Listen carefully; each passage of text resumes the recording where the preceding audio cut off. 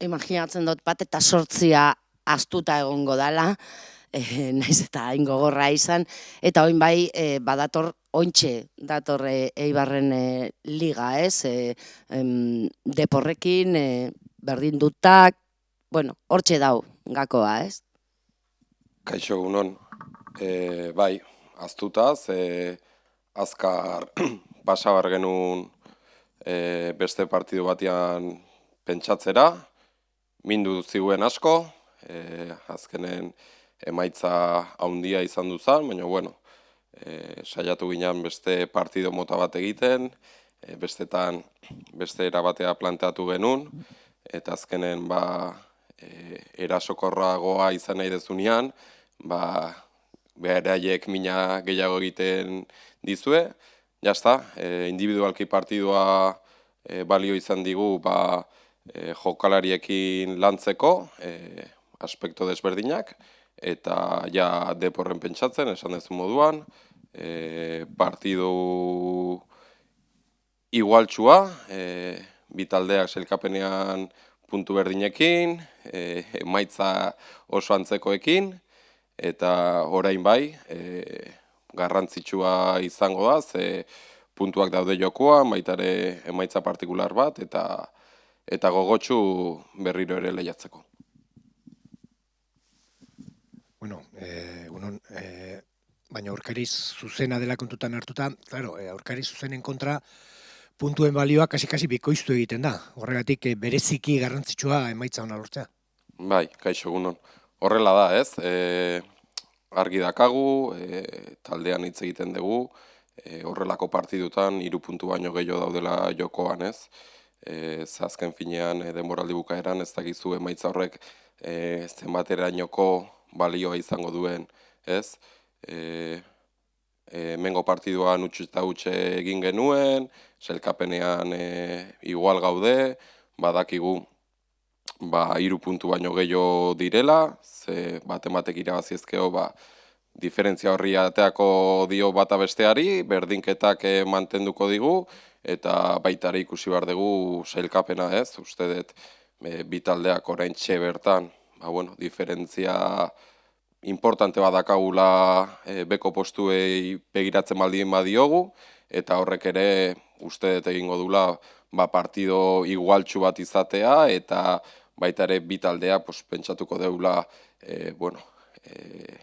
irabazte aterako garela, baina baita ere berdinketa hori agian bilontzako ere ona eta garrantzitsua izan daitekela. Hemendik aurrea partido mota hoitako partidua dazkagu, ez dugu bakarri pentsatu behar 3 puntu horietan, jokoan dauden 3 puntu horietan, baizik eta gauza askotan ere.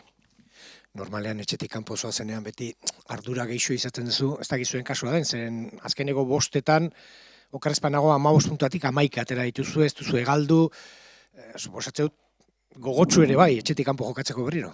Bai, gogotsu, azken finean beti esan detez, talde bat gara nun bai etxean edo bai etxetik urrun, igualtxu planteatzen ditugula partiduak, gu bolara ona daramakigu etxetik kanpo, esan dezun moduan, garaipenak uste diala 3 jarraian, 3 garaipen eta 2 berdinketa, ez?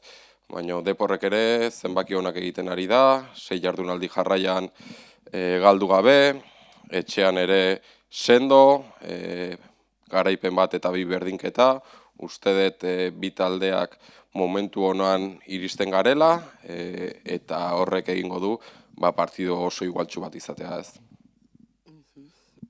Bueno, noko rekuperatzen dozu, eta ez dakit Andrea Álvarez ja jokatzeko moduan egongo dan, lehengo gunean Andrea Sierra ere jokatuzun, eta Marta López de Gereñuri buruz zehozer Eibartarra danez, zehozer esaten baldin badozu. Barkatu zein rekuperatzen dut, ez? Amani. Bai.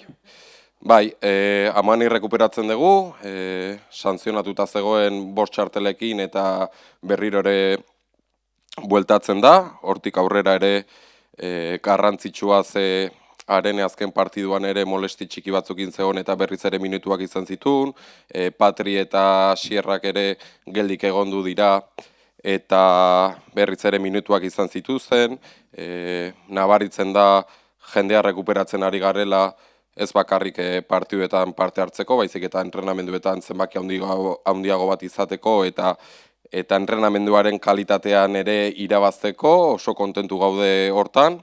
Hortik aurrera, Andrea eta Campos oso ondo dijoazte, ja aste honetan zelaira aterako dira beraien kabuz partikularki lan egitea, hor notizia oso nada ze hilabete hasieran gaude eta seguraski horrela segitzen baldin badute, ojala hilabete erdi bukaeraldean agian prest daudela.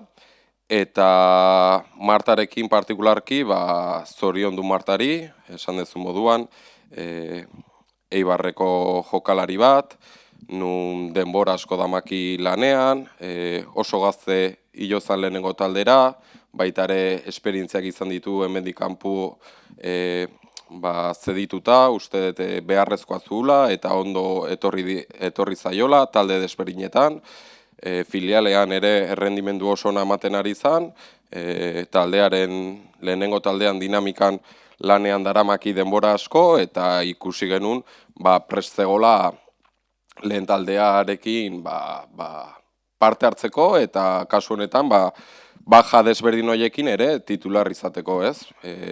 Oso kontentu berarekin, zoriondu, horrela segi behar du, segurazki aste honetan berriro lehen taldearekin jungo dela, uste eredu dela, ez? Azken finean aurten plantilla motxago bat izan dugu, jokalari desberdinak filialekoak oportunitate hori izaten ari dira, ez nahi dugu oparitu oportunitate edo aukera horiek, baizik eta beraiek irabazi, eta Martan kasuan bere jarrerarekin, bere lanarekin lortutakoa beak irabazi du.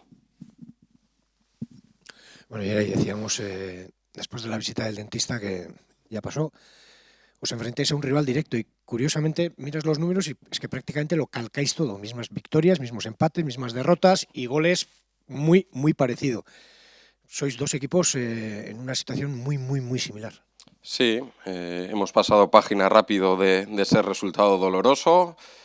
Nos ha servido para analizar y trabajar individualmente distintos conceptos con esas jugadoras, pasando ya a segundo plano lo colectivo, porque al final es un partido donde de realidad tiene muy poco en comparación o con perspectiva de los partidos que nos vienen. A partir de ahora, el domingo nos enfrentamos al Deportivo de La Coruña, que creo que es un Deportivo que nunca nos hemos enfrentado a ellas. Quiero decir que con el cambio de entrenador ha cambiado la idea, ha cambiado el sistema. Tenemos buenas experiencias contra el Deportivo de La Coruña en temporadas anteriores desde la pelea de segunda división. Todos son victorias o empates para nosotras en partidos muy igualados, pero eran dos modelos de juegos diferentes los que se enfrentaban y el partido que vamos a ver el domingo va a ser muy parecido, ¿no? Creo que es un Depor que tiene muchas similitudes al Eibar, empezando por ese sistema de tres centrales que nosotros también lo utilizamos, un equipo que se siente cómodo en transiciones y que está siendo quizás un poco más pragmático de lo que era, ¿no? Un partido que la clasificación dice que estamos con los mismos puntos, mismas victorias, mismos empates, los goles también muy parecidos, entonces se prevé un partido muy igualado, muy parecido en la idea, cada uno con sus matices, donde los detalles marcarán el devenir del partido, ¿no? Entonces veremos. Nosotras estamos entrenando bien, creo que tenemos la idea muy clara y que queremos plasmarla de la mejor manera el domingo en Riazor. Rival directo, siempre se dice, ¿no? La importancia de los puntos valen igual siempre, los ganes contra quien los ganes, pero en el caso de un rival directo, lo que tú ganes deja de ganarlo él y al revés. Por eso tal vez es especialmente importante el resultado en este tipo de partidos. Sí, así es. Al final las segundas vueltas ya te marcan un poco la clasificación. Hay unos resultados directos que puede ser más o menos decisivo a final de temporada, pero nunca lo sabes. Ahora mismo creo que los dos equipos afrontamos el partido en una situación bastante tranquila, sabiendo que todavía quedan muchos puntos en juegos, pero que eso también hará que los dos equipos planteemos el partido mirando cada uno a sí mismo, ¿no? Tenemos una diferencia con la parte baja, pues bueno, significativa, y eso también hará que bueno, que sí, que el que gane se lleva 3 puntos y le saca 3 puntos a ese rival que nos enfrentamos, pero que a la vez también somos conscientes de que hay una diferencia con la parte baja, donde también seguro que hará que el partido sea, pues bueno, de una manera diferente, ¿no? A partir de ahí nosotras nos miramos a nosotras mismas, hay que valorar, después del partido del Barça llevamos 50 jornadas consecutivas fuera del descenso, eso es muy difícil en primera división, sabemos que está en nuestras manos seguir así y que nuestros puntos que consigamos van a ser los que sigan marcando esa diferencia, indiferentemente de este partido contra el Depor o cualquier otro. Queda menos, 10 jornadas, partido importante, en Riazor, fuera de casa, contra un rival que lo está haciendo muy bien y viene en buena dinámica.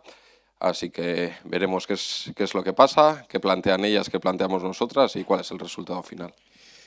Tenéis, digamos, a nivel de confianza absoluta a la hora de salir como visitante, porque los números lo están diciendo. 5 jornadas sin perder, 11 puntos de 15. Os estáis sintiendo muy cómodas lejos de Ipurúa en este tramo de la temporada. Sí, así es. Considero que somos un equipo que siempre hemos competido bien fuera de casa, que eso es muy importante.